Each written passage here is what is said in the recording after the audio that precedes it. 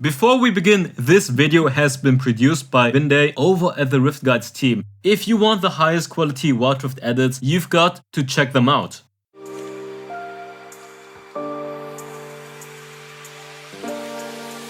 Hey, what's up guys, Darkbreaker here, and in today's video I'm gonna finish the Ultimate Guide series for every single role of the game. Hope you guys enjoyed this series, and if you guys did and want more content, then definitely make sure to support the channel with a like. If you have any further suggestions besides the wave management guide, then write it down below in the comments. Anyways, let's get started. You guys know I like to flame the support player base. I've done it plenty of times on Twitter, and there is a good reason for it. It's not because I think the support role is a bad role. No, in my opinion it is the third best role in solo queue, right behind jungle and mid lane. Do you guys know why?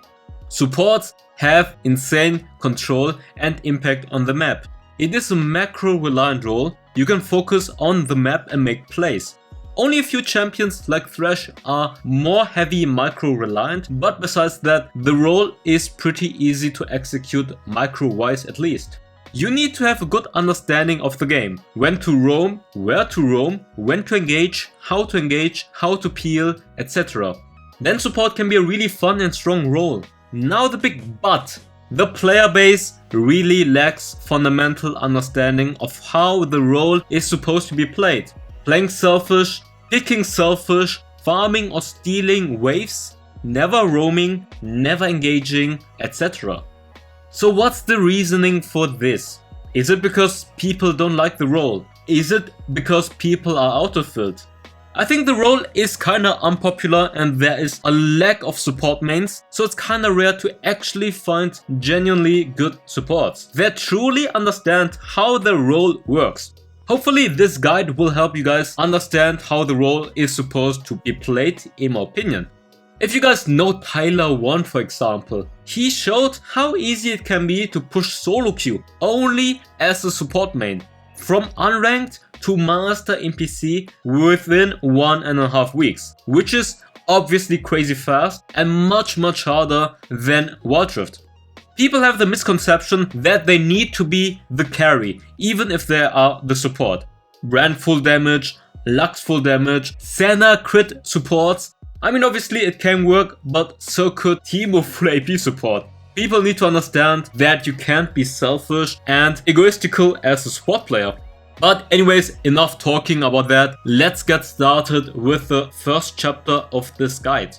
The first chapter is going to be type of supports. I categorized the role in 4 different types. The first one is going to be the enchanters. Examples are Janna, Lulu and Nami. Enchanters are typically champions that support the team with heals and shields, standing on the backline and providing crowd control or try to peel for the ADC.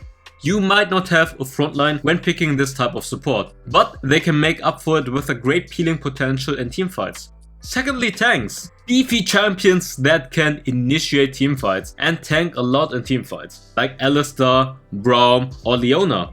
Typically these champions are hard to kill and provide tons of crowd control. Thirdly, we have the damaging supports. I'm honestly not a big fan of these type of supports, but a lot of people tend to pick this type of support. Brand and Lux are typical champions in this category. Building full damage, having decent amount of crowd control, but also having enough damage to kill the opponents. While they do have a lot of damage, they are not the greatest peelers, and you might lack a frontline in your team composition. But if you guys actually have good frontline like a tanky jungler, tanky top laner, then I think it can definitely work, since you do have the tank, the frontline, you also have the damage and you have decent amount of peeling. I'm not saying it's not viable, I'm just saying it is not my favorite type. It really depends on the team composition you have, so you can't pick it too selfishly. Anyway, second chapter. I'll try to explain to you guys the laning phase as a support, knowing when and how to trade, right positioning and vision control in the early game. For trading you need to know all the matchups, especially at what level your champion becomes effective. Are you strong level 1? Do you need level 2 or level 3 to set up any combos? Do you have to play passively in the early stages? Can you play aggressively in the early game? Examples for champions that are really strong early game are Janna, Lulu with a poke, especially level 1. Other champions like Alistar are in comparison weaker. Upon reaching level 2-3, they will be able to use their full combo to engage onto you. These strong early game supports want to dominate the early game and harass as much as possible to gain an advantage in the lane or even priority before the scuttle. At the same time, they need to be careful and position themselves correctly to not get engaged on. Finding the right balance between aggressiveness and good positioning is important. Usually tank supports need to play the first levels a little bit more careful to not take too much damage before the combo is available. So better let them shove the wave in while taking as little damage as possible. Look for engages when the opponent is too aggressive or mispositions themselves. When it comes down to positioning, you want to avoid unnecessary damage by positioning yourself too far ahead. You can set up traps in bushes or sit in a bush to zone the opponents away from the wave. You can stand behind minions to dodge skill shots as well.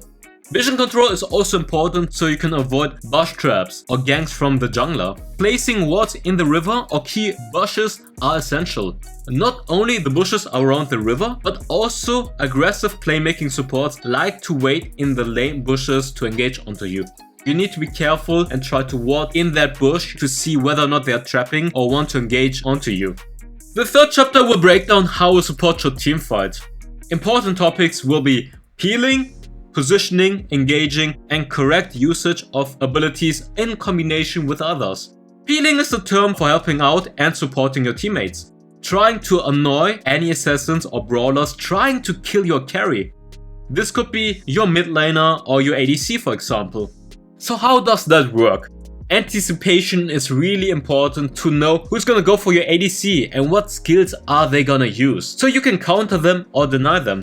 What's helpful is to play other roles to know how they work or what those champions wanna do in a teamfight, so you get a better understanding on how to peel for your carries. Positioning is also key as a support, because you can either be the frontliner in a teamfight, playing aggressively and making plays, or position yourself in the backline to peel for your carries. Finding the right balance between knowing when to peel, or are you the one in the teamfight composition who should be engaging? Knowing when to engage as a support is also important. You will find yourself in situations where you might see a good engage or good combo, but you definitely need to consider the positioning of your teammates, whether or not they can or will follow your engagers. This is definitely an issue in lower elos where people might not follow a really good engage. As an engager, your goal is to find an opening to hit multiple people with your crowd control. Best case, you hit the backline and your teammates will follow that engage so that you can win the teamfight easily. As I said in the beginning, supports that can actively roam are also great at catching people. Then what's also important is to combo your abilities with your teammates or chain the crowd control together, so that you guys will maximize the amount of damage you can do in teamfights. Honestly, it boils down to experience to know in each teamfight what you need to do. You can't generalize you need to do this and this. There are a lot of teamfight situations, a lot of teamfight compositions, different game situations. So it's up to you to determine what's the best answer for each scenario. But that boils down to experience basically. Number 4, it's gonna be macro. I said it already in the beginning, the support role is one of the most heavy macro reliant roles in wildrift. In this role, your job is not only to be the babysitter of the ADC. Obviously, you can be an engager or the peeler for your team, but knowing when to roam and where to roam is gonna make the difference between an average support and a good support.